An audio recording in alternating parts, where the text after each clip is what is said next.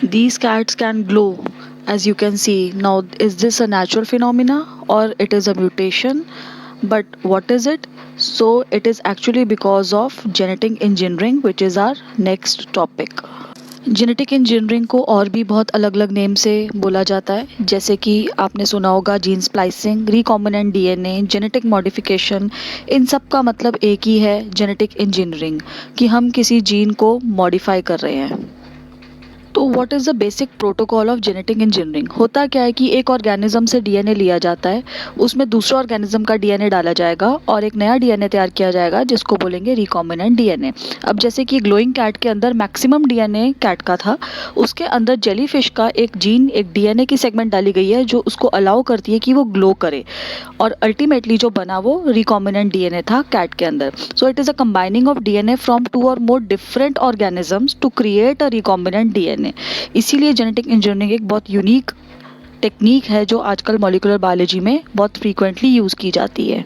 अब ऐसा क्यों है कि अब ये आपको 3 डिफरेंट ऑर्गेनिजम्स दिख रहे हैं, एक मैमल है, एक बैक्टीरिया है, एक ह्यूमन है, एक एनिमल है। तो इन तीनों के अंदर ऐसा क्या है कि हम एक दूसरे के डीएनए एक दूसरे के अंदर डाल सकते हैं और एक कुछ और रिकॉम्बिनेशन कर सकते हैं, बनवा सकते हैं? तो बिकॉज जेनेटिक कोड यूनिवर्सल है, लैंग्वेज तो सेम ही है, ATCG।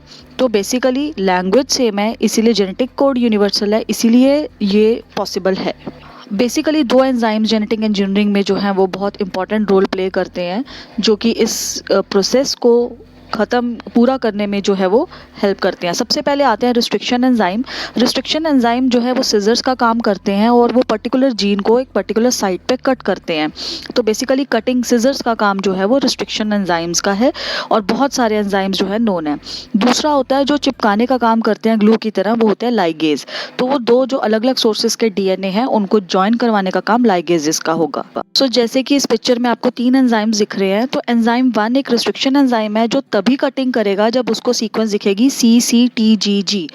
ठीक है। एंजाइम 2 जो है वो TTCGAA पे ही कट लगाएगा, और तीसरा एंजाइम जो है CCTAGG पे ही कट लगाएगा। तो there are thousands of restriction enzymes जो कि इन्वेंट हो चुके हैं, जो एग्जिस्ट करते हैं, which are specific for specific DNA sequence. और यही एक मेन जो फंडा है, लॉजिक है कह लो, जेनेटिक इंजीनियरिंग का, कि ये एंजाइम्स की वजह से ही जो है जेनेटिक इंजीनियरिंग काम करती है और इतनी सक्सेसफुल है।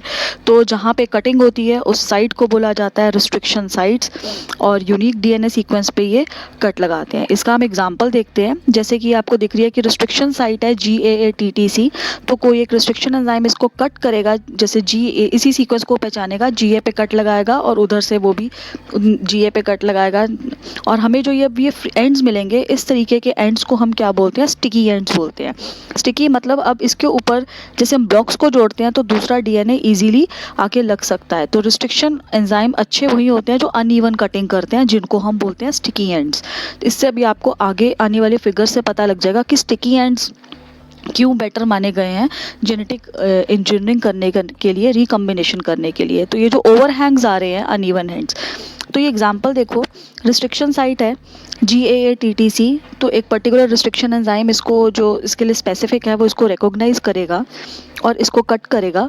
तो कट करने के बाद जो ओवरहैंग्स आएंगे वो फ्रैगमेंट्स में आएंगे, और वो जो ओवरहैंग्स होंगे वो स्टिकी एंड्स होंगे। तो ये स्टिकी एंड्स जनरेट हुए हैं यहाँ पे। ठीक है। उसके बाद दूसरे सोर्स में से सेम, हमने डीएनए सेगमेंट उठाना है लेकिन सेम एंजाइम यूज़ करना है, ये बहुत इंपॉर्टेंट कंसेप्ट है। तो ये वाला जो ग्रे कलर का आप देख रहे हो, ये मान लो जेलीफिश से लिया है, लेकिन एंजाइम सेम यूज़ किया है जो हमने ऊपर वाले में किया था, क्योंकि वो सेम रिस्ट्रिक्शन साइट्स पर तभी कट करेगा, और ताकि सीक्वेंस जो है वो सेम आए और ये दोनों सीक्वेंस जो हैं वो बाइंड कर सके कॉम्प्लीमेंट्री बेस पेयरिंग से। तो ये जो नया डीएनए बन गया, ये रिकॉम्बिनेंट डीएनए बन गया। और अभी तक ये जो बन तो गया है, लेकिन ये हमारे लिए यूजलेस है। जब तक प्रोटीन नहीं बनता तो ये जितने मर्जी बना लें लैब में, लाइगेज ने इसको जोड़ दिया था via sugar face phosphate backbones, लेकिन ये जो डीएनए बना है ये अभी तक हमारे लिए यूजलेस है। जब तक प्रोटीन एक्सप्रेस नहीं होगा जो हमें चाहिए, उसके बिना ये रिकॉम्बिनेंट डीएनए जो है हमारे लिए किसी यूज़ का नहीं रहेगा। तो हमें इसको कहीं और डालना पड़ेगा, किसी और ऑर्गेनिज्म में, ताकि वहाँ पे ये जाके जीन जो हमने इंसर्ट करवाया ग्रे वाला, ये एक्सप्रेस हो सके, प्रोटीन बना सके और हमारे यूज़फुल इस टेक्निक के थ्रू आ सके। तो इसके लिए हमारे पास बहुत ज़्यादा एग्जांपल्स एग्जिस्ट करते हैं, जैसे कि अभी हम करेंगे, हमने इंसुलिन, ह्यूमन इंसुलिन को प्रोड्यूस करवाया है इसके लिए। अब ये प्रोटोकॉल जो आ रहा है, ये प्रोटोकॉल आपको बताएगा कि टिपिकल जेनेटिक बेस जो प्रोटोकॉल है वो क्या है। तो ये ह्यूमुलिन आर जो हमारा इंसुलिन होता है, अब जो डायबिटिक लोग होते हैं जैसे उनमें इंसुलिन नहीं प्रोड्यूस कर रहा तो उनको इंसुलिन लेना पड़ता है। तो हमने बैक्टीरिया को यूज़ किया है, बैक्टीरिया सेल को यूज़ किया है एज ए फैक्ट्री की तरह बैक्टीरिया सेल्स को यूज़ किया है कि वो ह्यूमन इंसुलिन प्रोड्यूस करते हैं और हम फिर उनको इंजेक्शंस के थ्रू या टेबलेट्स के थ्रू जो है डायबिटिक पेशेंट को देते हैं। तो ये बैक्टीरियल सेल है, इसमें ये इसका नॉर्मल क्रोमोसोम आपको दिख रहा है और ये जो आपको सर्कुलर दिख रहा है ये इसका प्लाज्मिड है। जो इसका यूनिक फीचर है वो क्या है, प्लाज्मिड है। अदर देन अपने क्रोमोसोम के अलावा इसके पास प्लाज्मिड है और प्लाज्मिड में ये खासियत होती है कि ये अंदर और बाहर जा सकता है बैक्टीरिया के इजीली।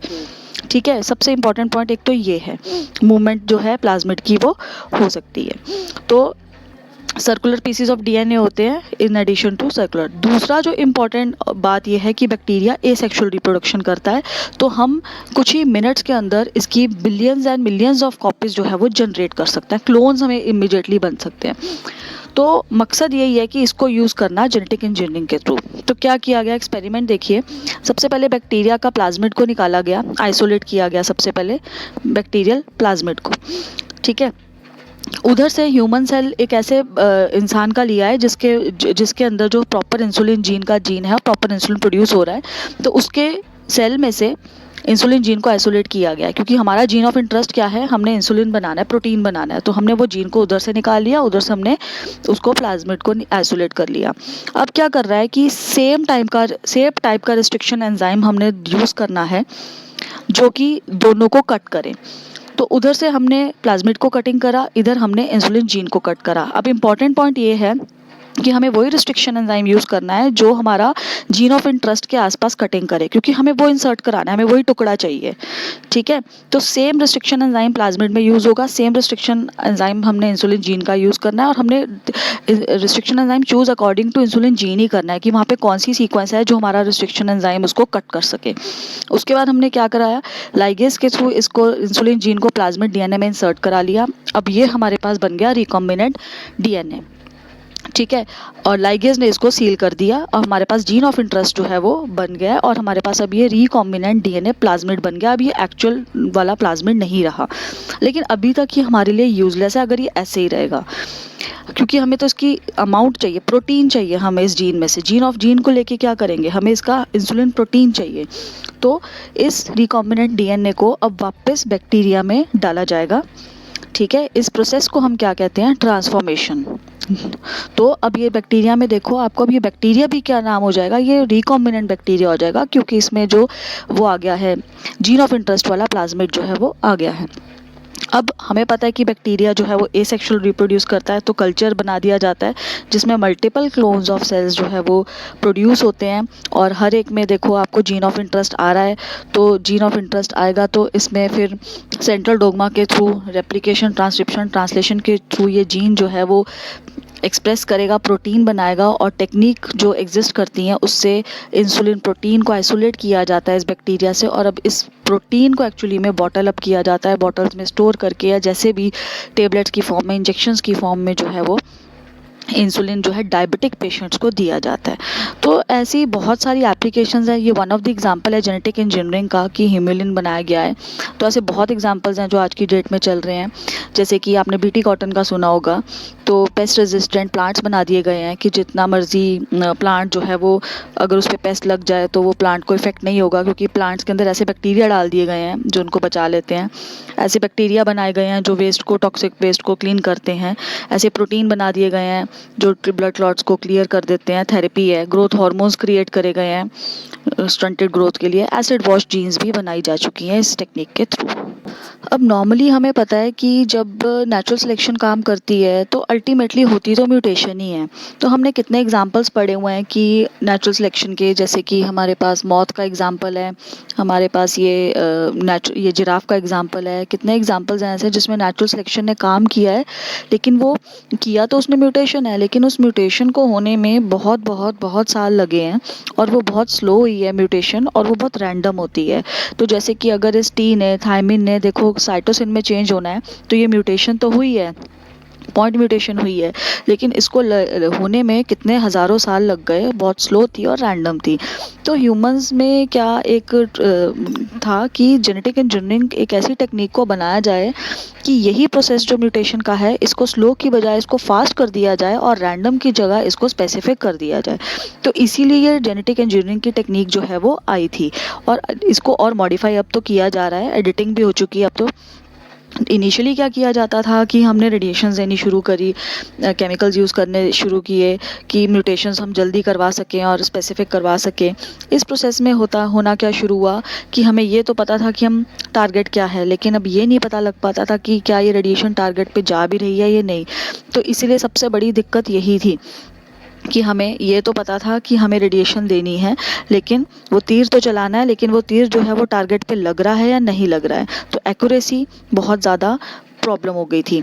इसका एक एग्जांपल ये देखा गया था कि कुछ स्क्विरल्स थी, एक स्क्विरल थी, उसका कलर चेंज करने की कोशिश की गई थी तो एक जीन में म्यूटेशन लेके आने के लिए। अब ये पता था कि कलर को चेंज करना है, और ये भी पता था कि कौन से जीन में म्यूटेशन लेके आनी है कि जिसकी वजह से कलर चेंज होगा, और वो चीज़ को किया भी जा रहा था। अब जैसे ये है कि म्यूटेशन करने की कोशिश करी गई, क्योंकि हमें पता है कि AGCT जो है 4 बिलियन कॉम्बिनेशन बना सकते हैं। तो इसको करने की कोशिश की गई, लेकिन म्यूटेशन कहीं और की बजाय कहीं और हो गई, और वो प्रोटीन जो था वो कुछ और ही एक्सप्रेस हो गया, जिसकी वजह से कलर तो चेंज नहीं हुआ, पार्शियल चेंज कलर आना शुरू हो गया, और बहुत बैड म्यूटेशन होने लग गई इन द सेंस कि उसकी स्क्विरल की सर्वाइवल और फेकंडिटी पे भी इफेक्ट आना शुरू हो गया। तो ये इनिशियली बहुत ज़्यादा प्रॉब्लम रही थी कि टारगेट नहीं, एक्यूरेसी नहीं हो पा रही थी। तो इसका अगेन जवाब किससे मिला? हमें वायरसेस से मिला। अब होता क्या है कि जब वायरस बैक्टीरिया को इन्फेक्ट करता है, तो ऑब्वियसली बैक्टीरिया अपने आप को बचाने के लिए अपना इम्यून सिस्टम को ऑपरेट करवाता है, और वो बैक्टीरिया वायरस को सबको ख़त्म करना शुरू कर देता है। लेकिन जब आखिरी वायरस रह जाता है, तो ये उसका DNA, आखिरी वायरस का DNA अपने लाइब्रेरी में, बैक्टीरिया ने एक लाइब्रेरी बनाई होती है जिसमें उसको वो सेव कर लेगा। तो बैक्टीरिया ने एक लाइब्रेरी बनाई होती है, और जितने वायरस उसको इन्फेक्ट कर चुके होते हैं, उस हर एक वायरस का DNA उसने अपनी लाइब्रेरी में सेव किया होता है। ये बहुत इंपॉर्टेंट बात है। तो नेक्स्ट टाइम जब भी ये वायरस अगर दोबारा आता है, तो इसका बैक्टीरिया का इम्यून सिस्टम जो है वो एक्टिवेट हो जाता है। अब इसका इम्यून सिस्टम क्या है? इसका इम्यून सिस्टम है CRISPR, clustered regularly interspaced short palindromic repeats. CRISPR जो है वो एक तरीके का बैक्टीरिया का एंटीवायरस है, इम्यून सिस्टम है। तो अगर जैसे ही अगर इसको वायरस कोई इन्फेक्ट करता है, तो इसका क्रिस्पर जो है ये इम्यून सिस्टम एक्टिवेट हो जाता है, और ये उसके पहले तो वायरस के DNA को चेक करता है जो एंटर हुआ है, DNA या जीन को चेक करना शुरू करता है, स्कैन करना शुरू करता है, और उसके बाद स्कैन करने के बाद ये अपनी लाइब्रेरी में चेक करता है जाके कि क्या मेरे पास ये सेम DNA सीक्वेंस है, सेव्ड कॉपी। और अगर वो सेव्ड कॉपी ऑलरेडी हो, तो इसको ये पता लग जाता है बैक्टीरिया को कि क्रिस्पर सिस्टम को कि ये वायरस का ऑलरेडी DNA सीक्वेंस मेरे पास सेव्ड है, तो ये किसी वायरस का DNA आया है जो मुझे बॉडी में नहीं चाहिए। तो उस टाइम इसका एक प्रोटीन Cas9 जो होता है, वो अपने प्रोटीन को एक्टिवेट करता है Cas9 को, और Cas9 एक सिजर है जो कि वायरल का DNA जो आ चुका है इसकी बॉडी में, उसको ये कट करके उसको आउट ऑफ द सिस्टम कर देता है। तो क्रिस्पर कैस सिस्टम जो है एक बहुत ही इंपॉर्टेंट डिफेंस सिस्टम है बैक्टीरिया का। तो बैक्टीरिया बेसिकली बीमार होने से बच जाता है वायरस से। इसका तो इसी चीज़ को इंसानों ने, ह्यूमंस ने एक्सप्लॉइट करने की कोशिश की है कि हम कैसे इस सिस्टम को, क्रिस्पर Cas9 सिस्टम को यूज़ कर सकते हैं अपना जीन एडिटिंग या जीन इंजीनियरिंग करने के लिए। तो जैसे कि इस सिस्टम के अंदर, इसमें इस सीक्वेंस के अंदर हमने जैसे कि हमने CTG को CGA में कन्वर्ट कर दिया है, तो इस क्रिस्पर कैस सिस्टम को यूज़ करके हमने एडिटिंग कर दी है, सब्स्टिट्यूशन कर दी है। अब हो सकता है कि अब प्रोटीन जो है वो कलर का आई जो है वो ब्लैक की बजाय ब्लू बनाना शुरू कर दे, तो उसी तरीके से हम जीन को ऑन ऑफ साइलेंस करवा सकते हैं। तो ये अब जैसे एग्जांपल आपको दिखाया, तो इस फिगर में आपको एक म्यूटेटेड जीन दिख रहा है, यहाँ म्यूटेट करवाया गया है जानबूझ के इस टेक्निक के थ्रू।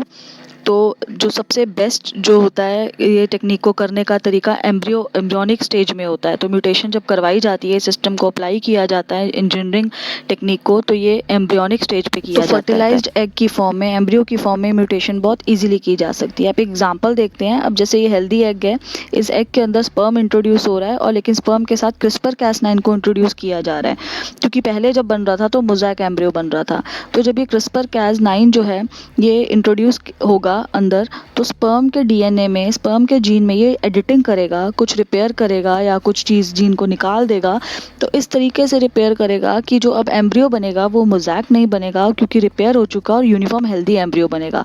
अब ये चेंजेस अभी आ गए हैं, तो इसलिए आगे जो है इसका रिजल्ट वैसा ही होगा जैसा हम चाहते थे। ठीक है, तो ये इसका एप्लीकेशन है। और आप ये एग्जांपल देख रहे हो, तो साइंटिस्ट्स का तो ये कहना है कि आगे चल के फ्यूचर में आप अपने बच्चे खुद ऑर्डर कर सकते हो, कैसा नाक चाहिए, कैसी आँख चाहिए, कैसे बाल चाहिए। तो ये वन ऑफ द एप्लीकेशन है जेनेटिक इंजीनियरिंग की। डिज़ाइनर बेबीज़ आपने बहुत सुना होगा। तो ये सब क्रिस्पर Cas9 सिस्टम के थ्रू है। एक बड़ा इंटरेस्टिंग एग्जांपल आपको बताती हूँ मैं कि बनानास हम सब बहुत शौक से खाते हैं, लेकिन आपको ये हैरानी होगी कि बनानास अब जो है वो हमारे इस सिस्टम से एक्सटिंक्ट होने की कगार के ऊपर हैं।